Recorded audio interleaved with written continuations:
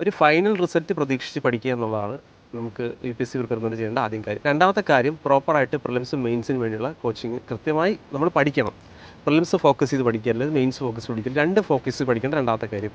പിന്നെ മൂന്നാമത്തെ കാര്യം എന്ന് പറഞ്ഞാൽ സിവിൽ സർവീസ് അല്ല അൾട്ടിമേറ്റ് തിങ്.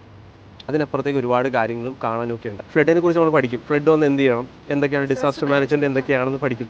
പക്ഷെ അതെങ്ങനെ ആളുകളെ ഇമോഷണലി ചാർജഡായിട്ടിരിക്കുന്ന അല്ലെങ്കിൽ ഇമോഷണലി വീക്കറായിട്ടിരിക്കുന്ന ആളുകളെ എങ്ങനെ ഡീൽ ചെയ്യണം, അപ്പോൾ ഇതൊക്കെ നേരത്തെ പഠിച്ചു വയ്ക്കുന്നത് നല്ലതാണ്. ആസ്പിരൻസ് അങ്ങനെ തന്നെ ചെയ്യണം. അതായത് നമ്മുടെ ചുറ്റും നടക്കുന്ന കാര്യങ്ങൾ അറിയാതെ ഇപ്പോൾ ഒരു സാധനത്തിൻ്റെ വില കൂടുന്നത് ഇൻഫ്ലേഷൻ എന്ന് പറഞ്ഞ് പഠിക്കുന്നുണ്ട്, പക്ഷേ അത് ഏത് സാധനത്തിന് എങ്ങനെ വില കൂടുന്നു, അതിൻ്റെ ഫാക്ടേഴ്സ് എന്തൊക്കെയാണ്, ഇങ്ങനൊരു ബേസിക് അണ്ടർസ്റ്റാൻഡിങ് ഇപ്പോൾ നമ്മളെ ലിമിറ്റ് ചെയ്യാതിരിക്കണമെന്നുണ്ടെങ്കിൽ നമ്മൾ കൂടുതൽ എക്സ്പ്ലോർ ചെയ്യുക എന്നുള്ളതാണ് കാര്യം. വളരെ ഇമ്പോർട്ടൻറ്റ് ടോപ്പിക്സ് മാത്രം നോട്ടാക്കി വെക്കുന്നതാണ്. അപ്പം ഒരു GS1 ഒരു പേപ്പർ, അങ്ങനെ എല്ലാ GS പേപ്പേഴ്സിനും കൂടെ കൂട്ടി ഒരു 4-5 പേപ്പേഴ്സ് മാത്രമേ നോട്ടുള്ളൂ. കീവേഡ് തന്നാലും അതിൽ ഒത്തിരി കാര്യങ്ങൾ വരുന്നുണ്ടായിരിക്കും. അത് നമ്മൾ പ്രീവിയസ് ഇയർ ക്വസ്റ്റ്യൻ നോക്കി നന്നായിട്ട് അനലിറ്റിക്കൽ ചെയ്ത് പോകണം. അപ്പോൾ എനിക്ക് പറയാനുള്ളത് UPSC ക്ലിയർ ചെയ്യാൻ നമ്മൾ വേണ്ടത് പ്രീവിയസ് ഇയർ ക്വസ്റ്റ്യൻ സിലബസും തമ്മിലുള്ള നല്ല അണ്ടർസ്റ്റാൻഡിങ്. എന്നിട്ട് നമുക്ക് പഠിച്ചു തുടങ്ങാൻ പറ്റും. ബേസിക് എക്സ്പീരിയൻസ് വേണം അതിൻ്റെ പുറത്തേക്ക് ബാക്കി.